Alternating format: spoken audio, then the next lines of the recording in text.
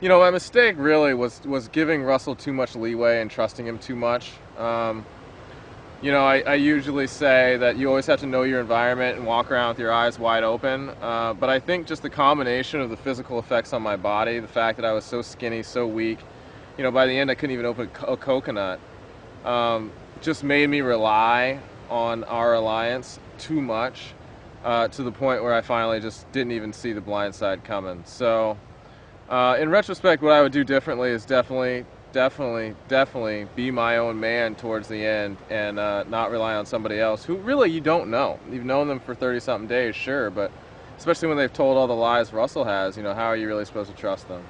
I think that at the end of the day, what really happened was Russell, at the beginning of the game, saw me as a very strong physical player after the swim and decided to align with me because he figured my physicality would hold up, and when it failed, he moved on. So, yeah, sure, I think if my body had held up, he would have stuck with me because I think that I would have been the most dominant physical player in the game. I mean, neither of those guys, Brett or Mick, are half the athlete that I am, but with no food and no nourishment for long periods of time, clearly my body can't handle the same stresses that theirs can. So from a survivor perspective, their body is probably better than mine. From a purely athletic physical standpoint, I'd still take mine over theirs. I'm happy I did Survivor, I really am, but I don't think I'd do it again just because the amount of wear and tear on your body for me was so significant and so incredible that I don't know if I could take it again.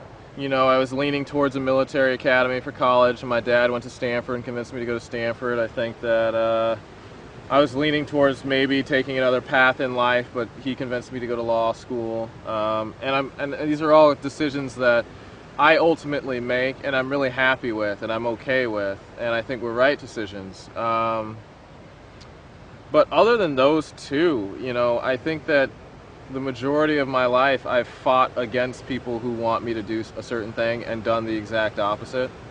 For better or worse, you know, I've done that. Sure, I'd say that I definitely have done a lot of things in my life too in an effort to try and please parents or whoever. This was definitely done for me, and this was definitely 100%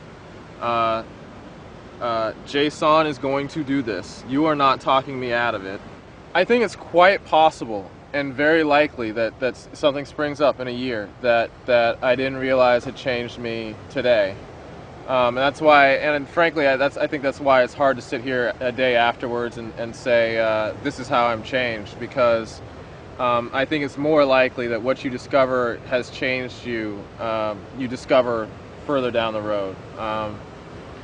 You know, maybe this was kind of like my officer's candidate school or my, you know, boot camp or my whatever, where, you know, you're kind of instilling discipline, beating you down, then building you back up. And when you're built back up, you're a new person, you're a new model, you're a new type of entity. And really my hope is, and my feeling right now is that I'm going to be a lot happier in life because I've been so miserable.